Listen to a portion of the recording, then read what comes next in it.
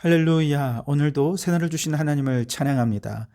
오늘도 말씀으로 시작하는 이 하루, 말씀 충만, 은혜 충만, 성령 충만하시기를 주님의 이름으로 축복합니다. 오늘은 빌립보서 3장 17절에서 21절까지 말씀을 봉독해 드립니다. 하나님의 말씀을 경청하시기 바랍니다. 형제들아, 너희는 함께 나를 본받으라. 그리고 너희가 우리를 본받은 것처럼 그와 같이 행하는 자들을 눈여겨보라. 내가 여러 번 너희에게 말하였거니와 이제도 눈물을 흘리며 말하노니 여러 사람들이 그리스도의 십자가의 원수로 행하느니라. 그들의 마침은 멸망이요 그들의 신은 배요 그의 영광은 그들의 부끄러움에 있고 땅의 일을 생각하는 자라. 그러나 우리의 시민권은 하늘에 있는지라.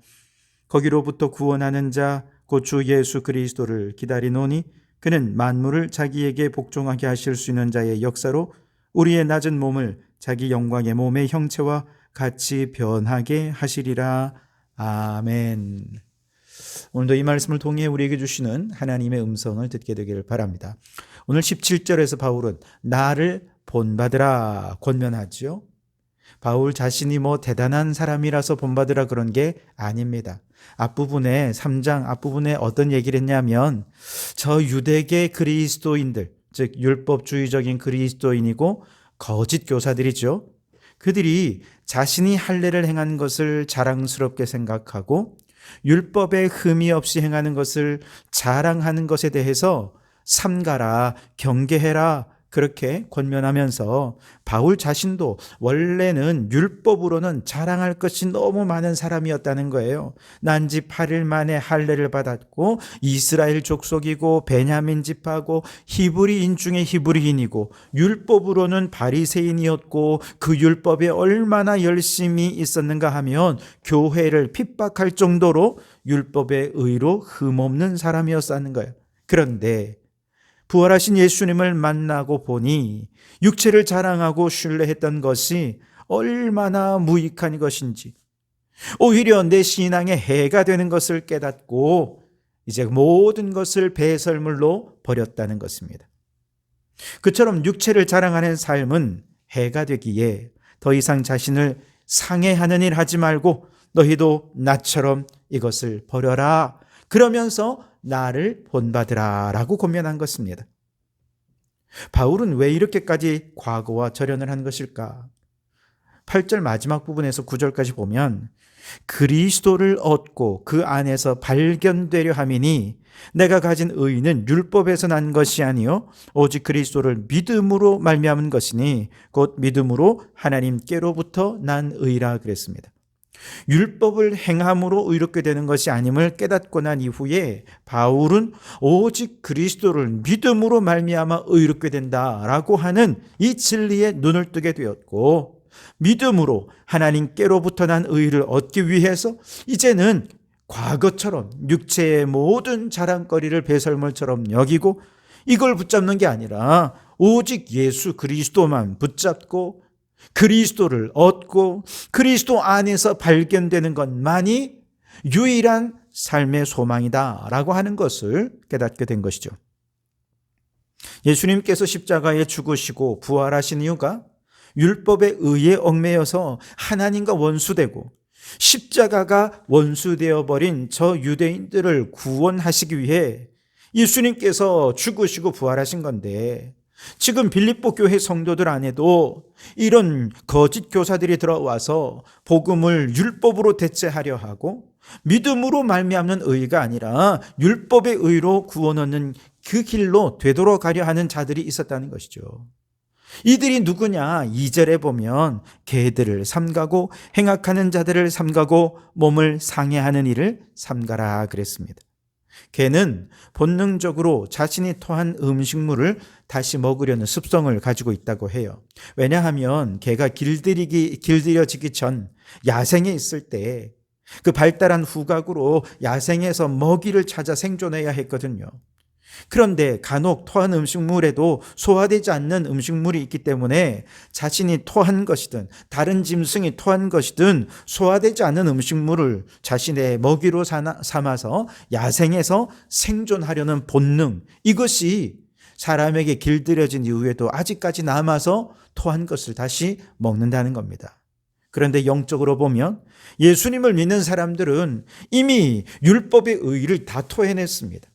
믿음으로 말미암는 의를 먹고 생명을 얻는 존재가 된 것이죠. 그런데 이 거짓 교사들은 율법의 의를 가르치면서 마치 개가 토한 것을 다시 먹게 하는 것처럼 죄악을 먹이로 삼도록 가르치고 있으니 인간의 행위를 먹이 삼도록 가르치고 있으니 이제 그들을 경계하라고, 그들은 개고 행악자들이고 몸을 상해하는 일을 하는 자다라고 말하고 있는 것이죠. 이런 사람들은 오늘 18절에 보니까 십자가의 원수라고 말합니다.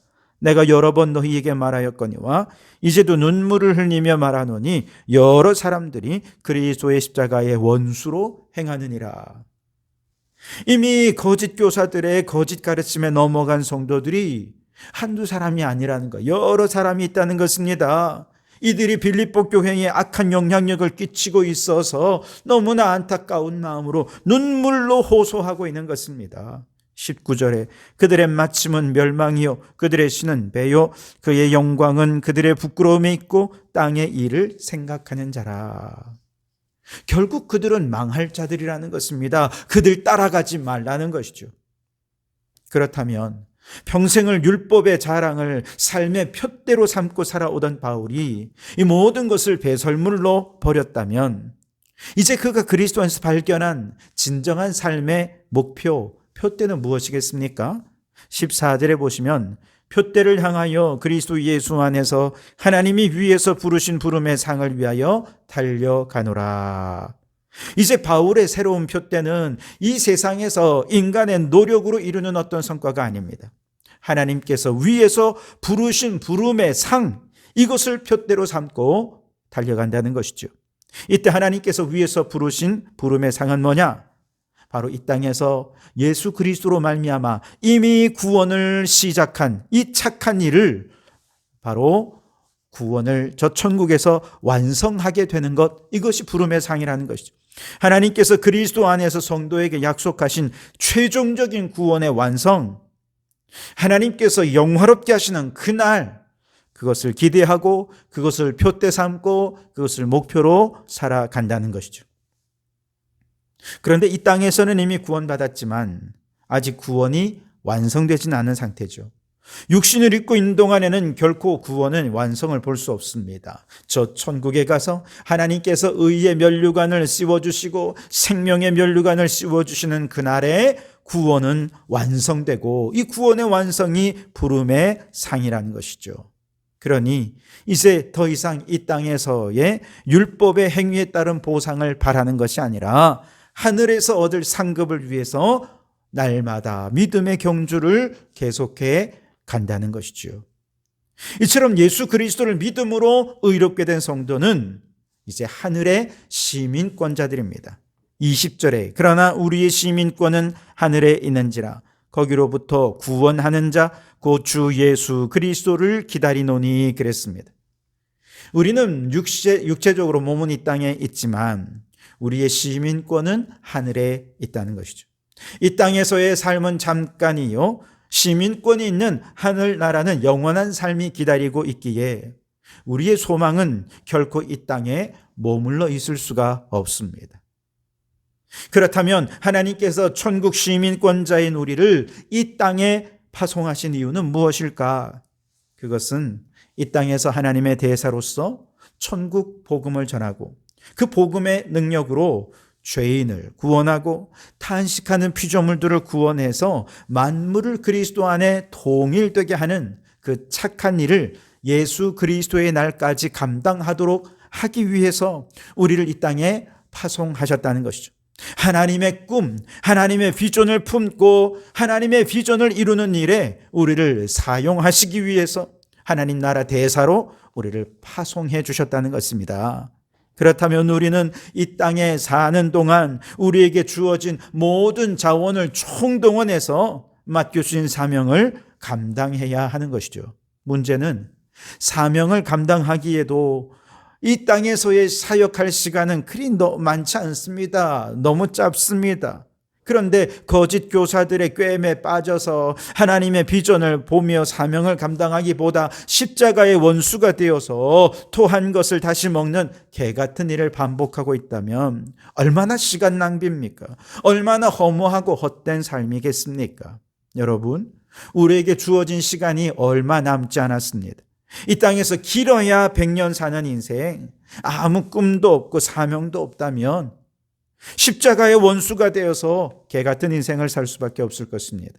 반면에 하나님의 꿈을 품고 하나님께서 우리에게 맡겨주신 사명을 생각하며 부름의 상을 위해 하루하루 최선을 다해 살아간다면 주님 앞에 서는 그날 우리를 기뻐 반기시면서 착하고 충성된 종아 칭찬해 주시고 저 천국에서 우리의 구원을 완성하셔서 이 육신의 낮은 몸을 영광스러운 몸으로 변화시켜 주시고 그 신령하고 영광스러운 몸으로 영원토록 주님을 찬미하며 복락을 누리게 해 주실 것입니다.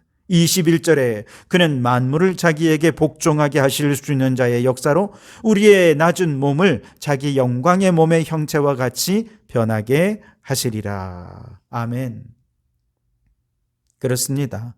마지막 날 이 낮고 천한 몸을 하나님처럼 영화롭게 하시고 생명의 면류관을 씌워 주실 분, 그분은 바로 우리를 죄에서 구원하신 예수 그리스도 한 분밖에 없는 줄 믿습니다. 이것이 우리의 표대고 우리가 이 땅에서 믿음에 달려갈 길을 최선을 다해 달려가야 하는 유일한 이유인 것입니다. 고향을 떠나온 사람들은 늘 고향이 그립지요. 우리의 고향은 저 천국입니다. 죄 많은 이 세상은 우리의 집이 아닙니다. 그러니 이 땅에서 천년 만년 살 것처럼 성공하고 출세하고 부자가 되고 대단한 권력과 명예를 가지며 자신만의 스카이캐슬을 쌓는데 마음 빼앗기지 마시고 혹은 자신의 능력으로 누구도 남기지 못한 업적을 남기고 자신의 이름을 후대에 영원히 기억되기를 바라는 마음도 버리시고 오직 하나님 나라의 대사로서 하나님께서 우리를 이 땅에 파송하신 사명을 충성스럽게 잘 감당해서 영혼 구원, 피조물 구원에 힘쓰다가 주님 부르시는 날 저 고향인 천국으로 돌아가서 낮은 몸이 영광의 몸으로 변화되어 주님과 함께 영생의 복락을 누리게 되는 그날을 기대하고 소망하며 오늘 매 순간 부름의 상을 위해 최선을 다해 달려가는 성도들이 되시기를 주님의 이름으로 축원합니다. 기도하겠습니다. 사랑의 하나님 아버지, 오늘도 주의 말씀과 기도로 하루를 열어가게 하시니 감사합니다. 오늘 이 하루를 살면서 바울처럼 육체의 자랑을 버리고 오직 예수 그리스도만 붙잡게 하옵소서. 율법의 행위를 의지하며 십자가의 원수가 되지 않도록 믿음으로 얻는 의의를 붙들고 그리스도를 얻고 그리스도 안에서 발견되는 삶을 살게 해 주시옵소서. 우리의 시민권이 하늘에 있음을 기억하며 이 땅에서 하나님 나라의 대사로서 만물을 그리스도 안에 통일되게 하라 하신 하나님 나라 사명을 충성스럽게 감당하게 하옵소서. 그렇게 하루하루 표대를 향해 믿음의 경주를 달려가며 마지막 날에 영광의 몸으로 변화되어 부름의 상을 받아 누리게 해 주시옵소서. 예수님 이름으로 기도하옵나이다. 아멘.